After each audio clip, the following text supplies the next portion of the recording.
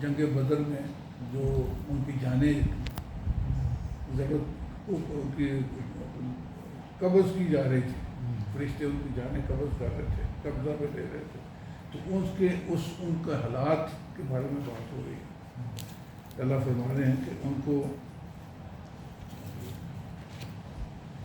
اس کے چہرے اور پشت پر مارتا ہے، فرشتہ موت ان کی روح قبض کرنے کے وقت ان کے چہرے اور پشت پر مارتا ہے۔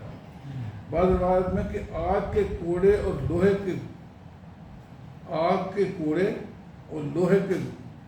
گرز ان کے ہاتھ میں ہوتے ہیں، جن سے وہ مرنے والے کافر کو مارتے ہیں۔ کیونکہ اس عذاب کا تعلق عالم عناصر سے نہیں بلکہ عالم برزخ سے ہے، اس لیے یہ عذاب عام طور پر آنکھوں سے نہیں دیکھا جاتا۔ اسی لیے واللہ تعالیٰ کے لفظ اگر آپ دیکھو جی، اگر یہ ایسا سین کسی کافر کو بھی دکھا دیا جائے ایکچوئل سین، تو پھر کافر کون رہے گا؟ تو کہے گا